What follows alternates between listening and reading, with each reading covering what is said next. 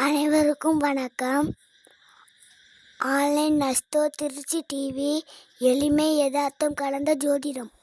வணக்கம் நண்பர்களே, நான் உங்கள் ஜோதிடர் ரவிச்சந்திரன், திருச்சி மேட்டுப்பாளையத்திலிருந்து. தினசரி ஒரு பயனுள்ள வீடியோக்களை போட்டுட்டு வரோம். அந்த வகையில் இன்றைக்கும் ஒரு முக்கியமான ஒரு வீடியோவை தான் பார்க்க போகிறோம். சில பேருடைய ஜாதகத்தில் பார்த்திங்கன்னா அவங்களுடைய எண்ணமும் செயல்பாடுகளும் ஏதாவது ஒரு வகையில் பார்த்திங்கன்னா அவங்க சிந்தனை எல்லாமே பார்த்திங்கன்னா உயர்ந்த அமைப்பிலேயே இருக்கும். ஒரு நண்பர்கள் இருக்காங்கன்னா கூட இந்த உயரத்தில் இருக்கக்கூடிய நண்பர்கள்ட்ட தான் பழகுவாங்க. ஒரு ஃப்ரெண்ட்ஷிப் இருந்தால் கூட அது மற்றவங்களால, அதாவது ஒரு சாதாரண மனிதர்களோட அவங்களுடைய தொடர்புலாம் இருக்காது. ஓகேங்களா? நம்ம நாலேஜ் இருக்கிற பர்சனோட சேருவோம், காசு இருக்கிறவங்களோட சேருவோம், பதவியில் இருக்கிறவங்களோட சேருவோம், அதெல்லாம் வேற கதை. ஆனால் அந்த பாக்கியம் அப்படிங்கிற ஒரு விஷயம் உங்களுடைய ஜாதகத்தில் ரொம்ப ரொம்ப முக்கியமான ஒரு விஷயம். அந்த பாக்கியத்தினுடைய அதிபதி எப்படி உங்களுக்கு செயல்படுகிறது அப்படிங்கிறது தான் நம்ம இந்த வீடியோவில் செய்ய போகிறோம். ஏன்னா அவர்களுடைய எண்ணம் செயல்பாடுகள் எல்லாமே பார்த்திங்கன்னா உயர்ந்த இடத்தை நோக்கி தான் இருக்கும். அவங்களுடைய எண்ணம்லாம் கீழ்நிலைக்கு நிச்சயமாக போகவே போகாது. கெட்டாலும் மேன்மக்கள்னு சொல்லக்கூடிய பழமொழி இந்த 9ஆம் இடத்துல இருக்கக்கூடிய கிரகங்களுக்கு பொருந்தும். அதுவும் உங்களுடைய லக்னாதிபதியே 9ஆம் இடத்துல இருந்தார்னா உங்களுடைய எண்ணம் செயல்பாடு எல்லாமே ஒரு டாப் லெவலில் இருக்கும் அப்படிங்கிற ஒரு விஷயத்த நம்ம இந்த இடத்துல பதிவு பண்ணுறோம். சரி, 9ஆம் இடத்துல என்னென்ன இருக்குது அப்படின்னு சொல்லி பார்த்தீங்கன்னா, 9ஆம் இடத்துல முதல்ல தகப்பனார். அதன் பிறகு பார்த்தீங்கன்னா நமக்கு வரக்கூடிய பெயர். ஒரு துறையில் ஈடுபடுறோம், அந்த துறையில் நம்பர் 1 பொசிஷனாக நீங்கள் வரீங்க அப்படின்னா உங்களுக்கு 9ஆம் இடம் வலிமையாக இருக்கும். அதன் பிறகு பார்த்தீங்கன்னா அந்த 9ஆம் இடத்துல இருக்கக்கூடிய இன்னொரு விஷயம் என்னன்னு சொல்லி பார்த்தீங்கன்னா புகழ். சரிங்களா? உங்கள் ஊர் இல்லாமல், உங்கள் மாவட்டம் இல்லாமல் உலகம் முழுக்க உங்களை ஒரு விஷயம், நீங்கள் உலகம் தெரிந்த ஒரு ஃபிகராக இருக்கிறீங்க அப்படின்னா அந்த இடத்துல உங்களுடைய புகழ், நீங்கள் ஒரு விஷயம் செஞ்சு அதில் புகழ் அடையும் போது உலகம் முழுக்க அது தெரியும். பாக்கியம் அப்படிங்கிறது நீங்கள் எதை தொட்டாலும் அந்த இடத்துல ஒரு சக்ஸஸ் செய்யக்கூடிய இடம் தான் அந்த பாக்கியம் ஸ்தானம் அப்படின்னு சொல்கிறோம். பொதுவாக எல்லாருக்குமே இந்த 9ஆம் இடம் உங்களுடைய ஜாதகத்தில் வலிமை பெறுவது இல்லை. யாருக்கு வலிமை பெறும் அப்படிங்கிறது நான் வீடியோவுடைய கடைசியில் சொல்கிறேன். சரி, அதுக்கப்புறம் பார்த்தீங்கன்னா இந்த 9ஆம் பாவம் உங்களுடைய ஜாதகத்தில் எப்படியெல்லாம் இயங்குதுன்னு சொல்லி பார்த்தீங்கன்னா தெரியும். லக்னத்திற்கு அது 9ஆம் பாவம், 2ஆம் இடத்துக்கு அது 8ஆம் பாவம், 3ஆம் இடத்துக்கு பார்த்தீங்கன்னா அது 7ஆம் பாவம், 4ஆம் இடத்துக்கு அது 6ஆம் பாவம், 5ஆம் இடத்துக்கு 5ஆம் பாவம், 6ஆம் இடத்துக்கு 4ஆம் பாவம், 7ஆம் இடத்துக்கு 3ஆம் பாவம், 8ஆம் இடத்துக்கு 2ஆம் பாவம், 9ஆம் இடத்துக்கு அதே பாவம் தான். சரிங்களா? 10ஆம் இடத்துக்கு 12ஆம் பாவம், 11ஆம் இடத்துக்கு இது 11வது பாவம். சரிங்களா? 12ஆம் இடத்துக்கு இது பார்த்தீங்கன்னா 10வது பாவமும். இப்படி தான் இந்த 9ஆம் இடம் நம்மளுடைய ஜாதகத்துல வேலை செஞ்சுட்டு இருக்கு அப்படின்னு அர்த்தம். இந்த 9ஆம் இடம் நேரடியாக தொடர்பு கொள்ளக்கூடிய இடங்கள் அப்படின்னு சொல்லி பார்த்தீங்கன்னா 9ஆம் இடம் லக்னத்தோடையும் 5ஆம் இடத்தோடையும் 11ஆம் இடத்தையும் நேரடியாக தொடர்பு கொள்ளும். நான் சொல்றது 9ஆம் இடத்திற்கு நான் சொல்றேன். 9ஆம் இடத்துக்கு 5ஆம் இடம் லக்னம், 9ஆம் இடத்துக்கு 9ஆம் இடம் பார்த்தீங்கன்னா 5ஆம் இடம், 9ஆம் இடத்துக்கு 11வது இடம் சொல்லக்கூடிய இடம் பார்த்தீங்கன்னா 7ஆம் இடம். அப்போ நீங்க நல்லா கவனிங்க, இந்த பெயர் புகழ் பாக்கியம் பூராமே ஒன்று உங்களால உருவாகணும். லக்னம்னா நீங்க தானே, லக்னாதிபதினு அது உங்களை சார்ந்தது தானே இருக்கும். அப்புறம் 5ஆம் இடம், 5ஆம் இடங்கிறது நம்மளுடைய பூர்வீகம், நம்மளுடைய பரம்பரை, நம்மளுடைய தாத்தா, நமக்கு பிறக்கக்கூடிய வாரிசு. இது ரெண்டா, அவங்க அப்பா பெரிய பணக்காரர் இருப்பா, அவங்க தாத்தா பெரிய சம்பத்து உள்ளவர், அவங்க தாத்தா நிறைய படித்தவர், அந்த காலத்துல 2 டிகிரி முடிச்சிருக்கிறார். இதெல்லாம் இந்த 5ஆம் இடத்தோட 5ஆம் அதிபதி வலிமையாக இருக்கும்போது நம்ம சொல்லக்கூடிய விஷயம். அதுக்கடுத்து பார்த்தீங்க அப்படின்னா 9ஆம் அதிபதி அப்பாவை வச்சு நமக்கு புகழ் தரக்கூடிய ஒரு விஷயம். சரி, அதுக்கப்புறம் இப்போ 9ஆம் இடத்துக்கு 11ஆம் இடம்னு சொல்லக்கூடிய இடம் மனைவி, 7ஆம் இடம். அப்போ மனைவியால் ஒரு மிகப்பெரிய அமைப்பு வேணும்னாலும் அந்த 9ஆம் இடத்தை நம் ஆய்வு செய்ய வேண்டும். இதெல்லாம் 9ஆம் இடத்தோட நேரடி தொடர்பு கொண்ட இடங்கள் அப்படின்னு அர்த்தம். உங்களுக்கு இன்னொரு சந்தேகம் ஏற்படலாம், சார் 2ஆம் இடம் பணம் காசு சார், தனம் குடும்பம் வாக்குன்னு சொல்றீங்க சார், 9ஆம் இடம் பெயர் புகழ் பாக்கியம் சொல்றீங்க சார், பணத்தை செலவு பண்ணாம எப்படிங்க சார் பாக்கியம் கிடைக்கும்? பணத்தை செலவு பண்ணாமல் எப்படி சார் பெயர் கிடைக்கும், பணத்தை செலவு பண்ணாமல் எப்படி சார் புகழ் கிடைக்கும் அப்படிங்கிற மாதிரி உங்களுடைய கேள்வி. நல்லா கவனிங்க. 2ஆம் இடத்துக்கு 8வது இடமாக தான் 9ஆம் இடம் வரும். அப்போ முன்னோர்கள் என்ன சொல்லியிருக்காங்க அப்படின்னா, நம்மளுடைய தெய்வ அம்சம் பொருந்திய ஞானிகள் எப்பா பணம் காசு இல்லாமலே உங்களுக்கு பெயர் புகழ் எல்லாம் நிறைய வரும் அப்படின்னு அர்த்தம் சொல்லியிருக்காங்க. ஒரு சில உதாரணங்களை மட்டும் நம்ம வந்து சொல்றோம். திருவள்ளுவர் வந்து சார் யாருக்கு சார் காசு கொடுத்தாரு? அவர் எழுதின திருக்குறள் இன்னைக்கு வரைக்கும் இருக்கு. என்ன சொல்லப்போனா திருவள்ளுவரை யாருமே பார்த்ததில்லை. அவர் இப்படித்தான் இருப்பார்னு உருவம் கொடுத்து வரைஞ்சி வச்சிருக்காங்க. அப்ப அந்த திருவள்ளுவருடைய அவர் எழுதின திருக்குறள் வந்து பாத்தீங்கன்னா யார்கிட்ட காசை வாங்கிட்டு அவர் எழுதியிருப்பார். ஆனா இன்னைக்கும் புகழ் இருக்கு. இன்னைக்கும் அதற்கான பாக்கியத்தை அவருடைய பெயரில் நம்ம உச்சரிக்கிறோம். இன்னும் எத்தனை தலைமுறை ஆனாலும் அந்த பெயர் வந்து மாறவே மாறாது. சரி, இது ஒரு பக்கம் இருக்கட்டும். நாம் பார்க்கும் இடத்துலலாம் பள்ளிகளை நிறுவனம் சொல்லக்கூடிய கர்ம வீரர் காமராஜர் ஐயா யார்கிட்ட சார் பணத்தை வாங்கிட்டு ஸ்கூல் கட்டி கொடுத்தார்? 9ஆம் இடங்கிறது உயர்ந்த கல்வின்னு சொல்றோம், அது ஒரு பக்கம் இருக்கட்டும். யார்கிட்ட காசை வாங்கிட்டு ஒரு ஸ்கூலெல்லாம் கட்டி கொடுத்தார்? யார்கிட்டையும் காசு வாங்குது. ஆனா இன்னை வரைக்கும் சரிங்களா, அந்த ஜூலை மாதம் ஐயாவுடைய பிறந்தநாள், ஜூலையா செப்டம்பரான்னு தெரியல, மன்னிச்சுக்குங்க, எனக்கு அவருடைய பிறந்தநாள் இந்த ஞாபகம் இல்லை. ஓகேங்களா? அப்போ அந்த மாதிரி ஒரு அமைப்புல இருக்கும்போது யாரை கேட்டுட்டு அவர் எல்லா இடத்துலையும் ஸ்கூலை கட்டினாரு? யார்கிட்ட பணம் வாங்கினாரு? அதெல்லாம் கிடையவே கிடையாது.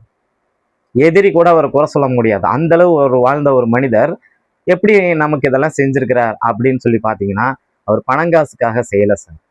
அடுத்த தலைமுறை நல்லா இருக்கணும்னு செஞ்சார். சரிங்களா? இன்னைக்கும் என்னைக்கும் கர்ம வீரர் காமராஜர் ஐயாவுடைய பெயர் புகழ் ஓங்கி நிற்கும். அவர் திறந்த அரசு பள்ளியில எங்க அப்பா படிச்சார். அவர் திறந்த அரசு பள்ளியில என் குடும்பமே படிச்சிச்சு, நானும் படிச்சேன்.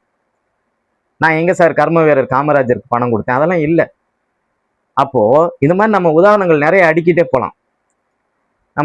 நமக்கு தெரிஞ்சு வாழ்ந்த நம்மளுடைய அப்துல் கலாம் ஐயா அவர்கள், இவங்க வந்து யார்கிட்ட சார் பணம் வாங்கிட்டு இவ்வளவு பெரிய கண்டுபிடிப்பெல்லாம் கண்டுபிடிச்சு கொடுத்தார்? அவருக்குன்னு சொல்லி ஒரு ஊதியம் வாங்கினார், அவ்வளவுதான். அந்த ஊதியம் வாங்கின எல்லாருமே ஏதாவது கண்டுபிடிச்சு போயிருக்காங்களா? எத்தனையோ பேர் அந்த சேரை வெறுமனையே தேய்ச்சிட்டு போனவங்க நிறைய பேர் உண்டு. அவர்களுக்கெல்லாம் 9ஆம் பாவம் வலிமை பெறவில்லை. ஆனால் அப்துல் கலாம் ஐயாவுக்கு வலிமை பெற்று இருக்கிறது. அந்த அமைப்புல அவர் இன்னைக்கும் வாழ்வார், நாளைக்கும் வாழ்வார், நாளான்னைக்கும் வாழ்வார். அவருக்கு அந்த பெயர் புகழ் பாக்கியம் இதெல்லாம் இருக்கு. நான் உங்ககிட்ட ஒரு விஷயம் சொல்றேன். ஜோதிடம் கண்டுபிடிக்கப்பட்ட காலத்துல, ஜோதிடம் எழுதப்பட்ட காலத்துல கம்பரை எல்லாருக்குமே தெரியும். அவர் நல்ல கவிதை எழுதுவார். அவர் எந்த மன்னர்கிட்ட எழுதினார்னு உங்களை யாருக்காவது தெரியுமா? ஒரு சில பேர் விவரம் தெரிஞ்சவங்க சொல்லிடுவீங்க, எல்லாராலையும் சொல்ல முடியாது. அப்போ அந்த கம்பர் வந்து பாத்தீங்கன்னா காசை வாங்கிட்டுலாம் அவர் வந்து எந்த கவிதையும் அவர் எழுதல.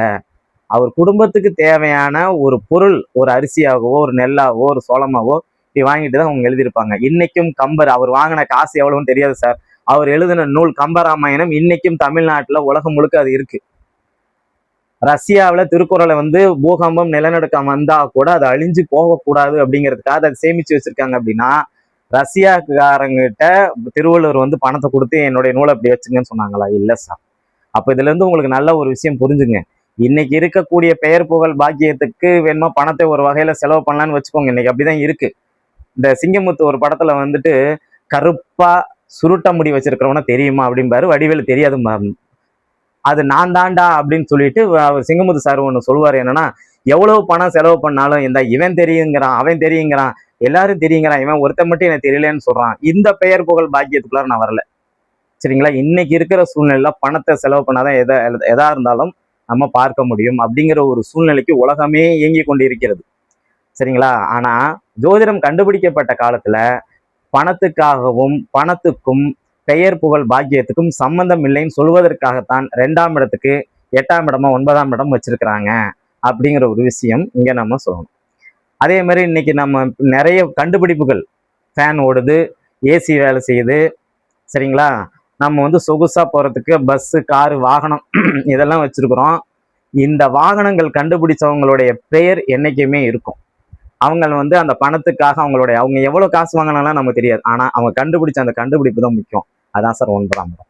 அப்போ ஒவ்வொரு மனிதருடைய ஜாதகத்திலும் இந்த 9ஆம் இடம் மிக சிறப்பாக இருந்தால் மட்டுமே அவங்களுடைய லைஃப்ல ஆல் ப்ரமோஷன்ஸ், நம்ம வீடியோவில் சொல்லியிருக்கேன், நம்மகிட்ட ஆன்லைன்ல கன்சல்டேஷன் பார்க்குறவங்களுக்கு தெரியும். பிறந்த குழந்தை எழுந்து நின்னா 9 வேணும், நிக்கிற குழந்தை ஓடுனா 9 வேணும். சரிங்களா? ஸ்கூல் போக 9 வேணும், ஃபர்ஸ்ட் மார்க் வாங்க 9ஆம் இடம் வேணும், பாஸ் பண்ண 9ஆம் இடம் வேணும், வேலைக்கு போறதுக்கு 9ஆம் இடம் வேணும், உயர் கல்வி படிக்க 9ஆம் இடம் வேணும், திருமணத்திற்கு 9ஆம் இடம் வேணும், குழந்தை பேருக்கு 9ஆம் இடம் வேணும். அவளை ஏன் சார் பேரம்பேத்திங்களோட நம்ம சகல வசதி உடலுடன் வாழணும் அப்படின்னாலும் உங்களுக்கு அந்த 9ஆம் இடத்தினுடைய தயவு வேணும். 9ஆம் இடம் கெட்டவர்கள் வந்து பாத்தீங்கன்னா பாருங்க, பேரம்பேத்திங்கள்லாம் கையில கூட பார்க்க மாட்டாங்க, கண்ணுல கூட பார்க்க மாட்டாங்க, கையில தூக்கவும் மாட்டாங்க, கொஞ்சவும் மாட்டாங்க. காரணம் அவங்களுக்கு அந்த மாதிரி ஆயிடுச்சு. சரி, நல்லா பாத்துங்க. இதுல நிறைய ஜாதகங்கள் வந்து நம்ம வந்து பார்த்துருக்கோம். சரி, நல்லா பாருங்க. ஒருத்தர் மேச லக்னம், அவருடைய ஜாதகம் நம்ம கிட்ட இருக்கு, கூடிய விரைவில் அதை நான் விளக்குறேன். மேச லக்னம். இப்போ வந்து அவருக்கு ஒரு 70 வயசு 72 வயசு இருக்கும். அவர் ஜாதகத்துல 7ஆம் இடத்துல சனியும் செவ்வாயும் இருக்காங்க. செவ்வாய் சுக்கிரனுடைய வீட்டுல, சனி அந்த வீட்டுல உச்ச பலத்துல இருக்கிறார். ஓகேங்களா? இப்போ சனியுடைய 3ஆம் பார்வை பாருங்க 9ஆம் வீட்டுக்குள்ளும். செவ்வாயுடன் இணைந்த சனி 9ஆம் இடத்தை கண்ணுக்கு எதிரிலேயே 3 பிள்ளைங்க இருந்தோம், ஒரு பிள்ளைய கூட தூக்கி அவர் கொஞ்சலையா சார்? அவர் யாரையுமே கொஞ்சலையா? சரி, பெத்த பொம்பளை பிள்ளைங்க பையனை தான் கொஞ்சலை, ஒரே ஒரு பேரன் இருக்கிறானே, சரி அவனையாவது போய் கொஞ்சலாம் அப்படின்னா அவனு இது வரைக்கும் பேரனுடைய நிழல் கூட அவர் மேல விழுந்ததில்லை. எப்படி? நீ என்ன காரணத்துக்காக அந்த பூமியில நீ பிறந்திருக்க? 9ஆம் இடங்கிறது பெயர் புகழ் பாக்கியம். அந்த குழந்தையை தூக்கி கொஞ்சம் கூட பாக்கியம் இல்லையே உனக்கு? உன் பிள்ளையை தூக்கி கொஞ்சல, பெத்த பிள்ளையோட பேர பிள்ளைய வசதிமாங்க, அதையும் தூக்கி கொஞ்சலையே. சரி, 7ஆம் இடத்துல இந்த இணைவு இருக்குது. நான் முன்னாடியே சொன்னா 9ஆம் இடத்துக்கு 11ஆம் இடம் 7ஆம் இடம். ஒரு நாள் கூட மனைவி செஞ்சத சரி தப்பு மனைவிக்கு வந்து சப்போர்ட் பண்ணதே கிடையாது. இப்படி ஒரு பிறவி இருக்குது. அந்த ஒரு ஜாதகத்தை நான் போட்டு விளக்குறேன், மிக விரைவில் விளக்குறேன். சரிங்களா? அதிசயமான அதிசய பிறவி. அட அவரு கூட பரவாயில்ல, அவரு பையன் அதுக்கு மேல இருக்கிறாரு. அவருடைய ஜாதகத்திலேயும் அதே 7ஆம் இடத்துல செவ்வாய் சனி. ஓகேங்களா? அப்போ உங்களுக்கான அந்த ஒரு உறவு முறையாக இருக்கட்டும், ஒரு ஒரு பெயர் புகழ் பாக்கியமாக இருக்கட்டும், மற்ற எல்லா விஷயங்களும் பார்த்தீங்கன்னா உங்களுக்கு அனுபவிக்கணும் அந்த 9ஆம் இடத்தினுடைய அமைப்பு வேணும். அப்போ அந்த 9ஆம் இடங்கிறது எவ்வளவு முக்கியமான ஒரு பாவங்கிறது உங்களுக்கு நல்லா தெரிஞ்சு போச்சு. சரி, 9ஆம் அதிபதி உங்க ஜாதகத்துல லக்னத்துல இருக்கு. நான் அதாவது பிளைனா சொல்றேன், பெயர் புகழ் பாக்கியம் அனைத்தும் உங்களுக்கு தேடி வரும். மிகப்பெரிய ஒரு கௌரவம் கிடைக்கும், அந்தஸ்து கிடைக்கும், தகப்பனாருடைய ஆதரவு இருக்கும். வாழ்நாள்ல கீழே விழுந்து மேல விழுந்தாவது ஈஸியா ஜெயிச்சிருவீங்க. 9ஆம் அதிபதி 2ஆம் இடத்துக்கு போகுது சார். 9ஆம் அதிபதி 2ஆம் இடத்துக்கு போகுது, அல்லது 2ஆம் இடத்தோட தொடர்பு இருக்குது. தகப்பனாருடைய தொழில் உங்களுக்கு அமையும், தகப்பனாரை சார்ந்து வாழ்வீங்க, தகப்பனாருக்கும் உங்களுக்கும் உறவு முறை ரொம்ப ஃபிட்டா இருக்கும். அப்பான்னு சொன்னா கண்ணுல தண்ணி வரும், அம்மான்னு சொன்னாதான் சார் கண்ணுல தண்ணி வரக்கூடிய ஜாதகம் நான் பார்த்துருக்கேன். அப்பான்னு சொன்னா கண்டிப்பா கண்ணுல தண்ணி வரும். உங்களுடைய ஜாதகத்துல லக்னாதிபதி 9ஆம் இடத்துல இருக்கா, 9ஆம் அதிபதி வந்து லக்னத்துல இருக்கா, உங்களுக்கு கண்ணுல தண்ணி வரும்.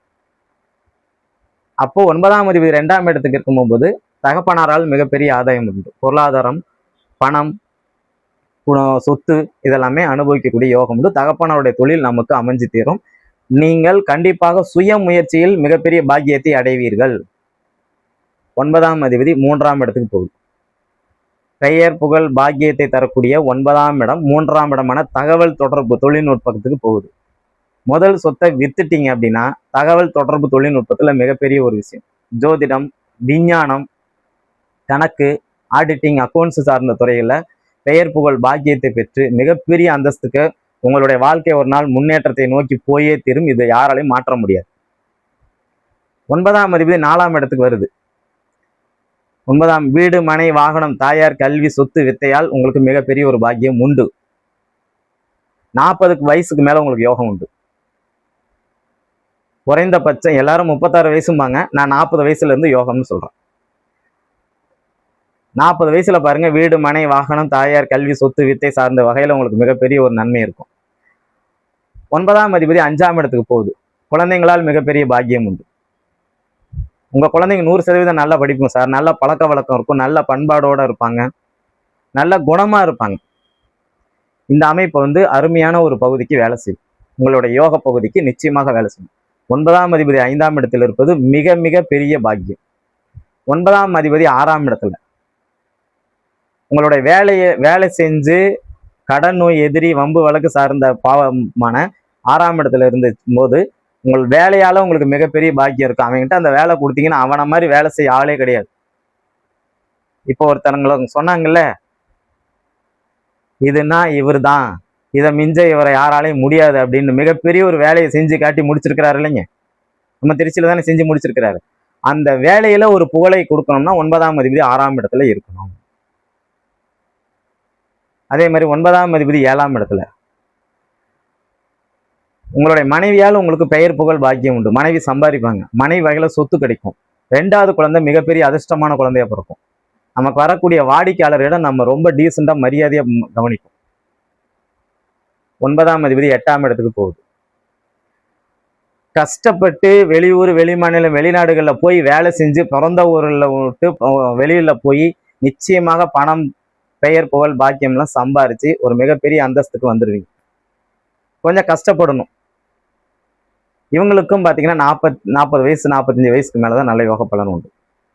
9ஆம் அதிபதி 9ஆம் இடத்துல இருந்து பிறந்ததிலிருந்து இறப்பு வரைக்கும் கவலையே கிடையாது. நல்ல ஒரு யோகமான நட்சத்திரத்துல சுபகிரகங்களுடைய தொடர்புல அவங்க அமர்ந்துட்டாங்கன்னா, பாவகிரகத்தினுடைய தொடர்பு இல்லாமல் இந்த பாதகம், மாரகம், கேந்திராதிபதி தோஷம், வக்கரம், அஸ்தங்கம் இதெல்லாம் அடையாம இருந்திருந்தால் மிகப்பெரிய அளவில் இவங்க பிறப்பு முதல் இறப்பு வரை சில்வர் ஸ்பூன்ல சாப்பிடக்கூடிய அந்த யோகம் உண்டு. 9ஆம் அதிபதி 10ஆம் இடத்துக்கு போகுது. தொழிலால் மிகப்பெரிய ஒரு பாக்கியம் உண்டு. நல்லா புரிஞ்சுங்க, தொழிலால் மிகப்பெரிய ஒரு பாக்கியம் உண்டு. மனைவியுடைய சொத்துக்களுக்கு நம்ம கார்டியனா இருப்போம். அவங்களால நமக்கு மிகப்பெரிய ஒரு ஆதாயம் இருக்கும். சரிங்களா? நமக்கு தொழில் ஸ்தானம், ஜீவனஸ்தானம், கர்மஸ்தானம் இதை சார்ந்த ஒரு வகையில மிகப்பெரிய ஒரு யோகமும் முன்னேற்றமும் உங்களுக்கு உண்டு. மனைவியால் உங்களுக்கு மிகப்பெரிய ஒரு ஆதாயம் இருக்கும் அப்படின்னு அர்த்தம். 9ஆம் அதிபதி 11ஆம் இடத்துக்கு போகுது, லக்னத்துக்கு. மிகப்பெரிய லாபம் உண்டு சார். அப்பாவால மிகப்பெரிய லாபம் உண்டு.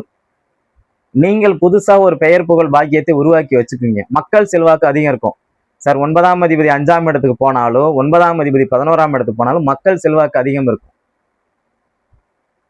பெரிய லாபம் உண்டு. நல்ல வாழ்க்கை முறை உண்டு. சரி, 9ஆம் அதிபதி 12ஆம் இடத்துக்கு போகுது. முதல்ல விரயத்தை கொடுத்தாலும் அதன் பிறகு மிகப்பெரிய ஒரு ராஜயோகத்தை தரும். வெளியூர் வெளிமாநிலம் வெளிநாடுகள்ல ஒரு சிறப்பான முன்னேற்றத்தை தரும். இவர்களும் வாழ்நாளில் கண்டிப்பாக உயர்ந்த இடத்துக்கு வந்தே தீர்வார்கள் அப்படிங்கிறதுல எந்த மாற்று கருத்தும் கிடையாது. நம்ம ஆரம்பத்துல ஒரு விஷயம் சொன்னோம், 9ஆம் அதிபதி யாருக்கு சார், ஏன் சார் வலுக்க மாட்டேங்குது அப்படின்ட்டு. அதை தான் நம்ம ஆரம்பத்திலே ஒரு விஷயம் சொன்னோம். 9ஆம் இடங்கிறது பெயர் புகழ் பாக்கியத்தை தரக்கூடிய அமைப்பு. உங்களுடைய 9ஆம் இடம் வழிபெற வேண்டும் என்றால் நீங்களாம் ஒண்ணுமே பண்ண முடியாது. உங்க தாத்தா பண்ண டெபாசிட் உங்களுக்கு வரும். நீங்க நல்லவங்களா இருந்து அடுத்தவங்க உங்களுடைய பொண்ணுக்கும் பொருளுக்கும் சொத்துக்கும் ஆசைப்படாமல் இருந்தால் உங்களுடைய அடுத்த தலைமுறைக்கு அதை நீங்க எதுவுமே பண்ண முடியாது.